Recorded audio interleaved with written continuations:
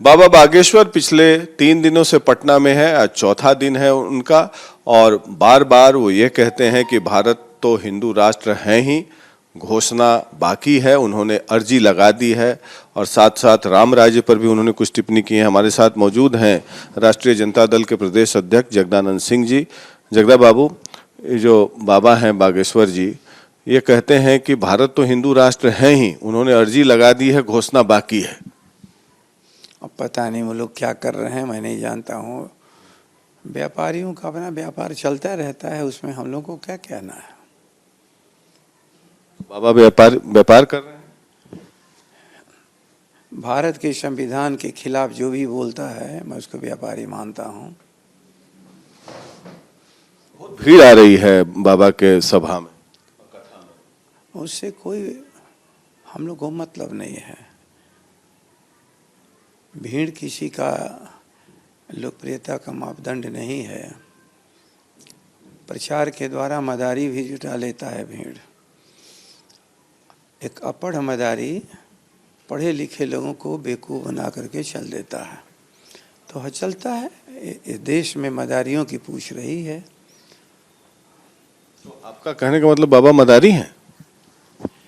मैं हर उस व्यक्ति को मदारी मानता हूँ जो भारत के संविधान से बाहर जाके कोई बात करता हो। ये जो बाबा ने कहा कि भारत हिंदू राष्ट्र है ही, आप लोग का कहना है कि संविधान से भारत चलेगा। अभी तो सेकुलर कंट्री है, ये सेकुलर स्टेट है। इसकी घोषणा बाबा साहब अम्बेडकर ने कॉन्स्टिट्यूशन में किया था। तो बाबा ऐसा बोल क्यों रहे हैं? एक से एक संतों को हमने देखा। एक देवरावा बाबा थे, मचान पे रहते थे गंगा जी के भीतर। अभी एक बक्सर में एक और हैं, संत बने हैं, संत हैं, जहाँ कार्यक्रम होता है वहाँ झोपड़ी बना करके रहते हैं। और ये व्यक्ति तो 7 स्टार वाला है महंत। और कभी भारत का संत 7 स्टार और 5 स्टार और राजा की कृपा पर नहीं रहते हैं। इसलिए मैं इस बात को मान के चलता हूँ कि जो 7 स्टार 5 स्टार हैं वो व्यापारी हैं, वो कभी भी संत हो ही नहीं सकते। तो ये आपको क्या लगता है, भारत हिंदू राष्ट्र, भारत की घोषणा होगी? उन्होंने वो कर रहे हैं, अर्जी लगा दिए हैं, वो हो जाएगी? कौन अर्जी लगाया है? बाबा बागेश्वर बोल रहे हैं कि अब तो घोषणा होना बाकी है। तमाम बीजेपी के नेता भी वहां पहुंच रहे हैं, केंद्रीय मंत्री भी पहुंच रहे हैं। भारत की संविधान के साथ जो खिलवाड़ करेगा वो मिट्टी में मिल जाएगा। लोग भ्रम में हैं कि भारत के अब कोई उस वर्ण व्यवस्था को चला सकता है जहाँ ऊंच नीच का भेद रहता है। ये भारत सबका है, हिंदू हो, मुसलमान हो, सिख हो, ईसाई हो, पारसी हो। ये बहुधर्मी, बहुजाति और बहु संस्कृति वाला भारत है। और वही भारत को संभाल सकता है जो सबकी इज्जत और प्रतिष्ठा करना जानता हो। भारत हिंदू राष्ट्र नहीं बनेगा? मैं समझ ही में नहीं पा रहा हूँ हिंदू का क्या मतलब। एक तरफ कहते हो कि हिंदू कोई जाति नहीं है, भारत की संस्कृति है, तो इतना ही तक रखो। लेकिन यदि वर्ण व्यवस्था कायम करना चाहते हो, धार्मिक उन्माद फैलाना चाहते हो, तो मिट्टी में मिल जाओगे। भारत अब पीछे जाने वाला नहीं है। ये गांधी का देश, लोहिया का देश, अंबेडकर साहब के संविधान के अनुसार ही ये भारत चलेगा। सावरकर के हिसाब से कभी भी, गुरु गोवलकर के हिसाब से नहीं, गांधी को मारने वाले के हिसाब से, नाथूराम गोडसे के हिसाब से भारत कभी नहीं चलेगा। बोलते हैं कि वो सनातन धर्म को जगाने आए हैं यहाँ पे। अरे ये 4 दिन का लौंडा बाबा कैसे हो गया है? क्यों मदारी बना करके घुमा रहे हो? संत की परिभाषा है भारत में। संत वो है जो समाज को देता है, संत वो नहीं है जो समाज को लेता है। संत वो है जो समाज को दिशा देता है, संत वो नहीं है जो समाज को तोड़ता है। तो ये आप बोल रहे हैं, मदारी बोल रहे हैं, तो आपने पहले कहा था कि इनको जेल में जाना चाहिए, ये देशद्रोह का मुकदमा। आज काल राम रहीम और एक तो कौन थे जो मोदी जी प्रणाम जिनको करते थे, आसाराम, उसकी दुर्दशा में जाने वाले हों। 5 स्टार और 7 स्टार का अंत वही होता है। मतलब आपको लगता है कि बाबा जेल जाएंगे? मैं ये नहीं कह रहा हूँ, मैं ये कह रहा हूँ अभी भारत की संतों की परंपरा को खत्म मत करो। और ये दिव्य दरबार लगाते हैं, पर्ची खोलते हैं और सब कुछ बोल देते हैं, लिख के बोल देते हैं। आपको क्या लगता है इसके बारे में? अभी बोलते हैं कि हनुमान जी से डायरेक्ट कांटेक्ट में है वो। अभी तो एक पर्ची लगाई है रोहिणी आचार्य ने कि विशेष राज्य का दर्जा दिलवा दो बिहार को। उस पर्ची का जवाब क्यों नहीं दे रहे हो? उस पर्ची का जवाब दो।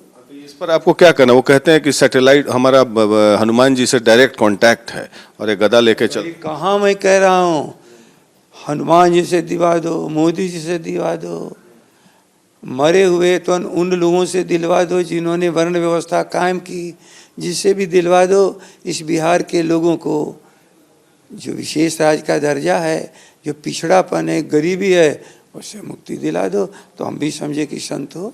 तो आपको क्या लगता है कि बाबा संत नहीं है? ये पर्ची का सिस्टम क्या है? ये तो वो क्लेम करते हैं कि मैं जो बोलता हूँ सही है, बजरंग बली कभी गलत हो ही नहीं सकता। यदि सही है तो रोहिणी आचार्य के पर्ची पर बोल क्यों नहीं रहे हो?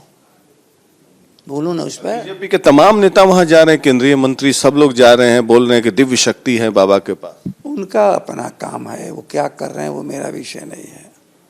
वो क्या कर रहे हैं हमारा विषय नहीं है। एक और बात उन्होंने कहा जगदा बाबू कि बिहार में राम भक्त बहुत हैं लेकिन राम राज्य नहीं है, इसीलिए मैं यहाँ पर राम राज्य जब तक नहीं लाऊंगा तब तक लगातार बिहार आता रहूंगा। और उन्होंने घोषणा कर दी कि सितंबर में वो गया में भी आएंगे। भारत का संविधान सबको अपनी बात कहने का और आना जाने का अधिकार दे रखा है, लेकिन अडवाणी मत बने, भारत को तोड़ो मत। तो ये राम राज्य नहीं है क्या? यहाँ क्या आपके सरकार पर प्रहार कर रहे हैं वो कि राम राज्य नहीं है यहाँ पर?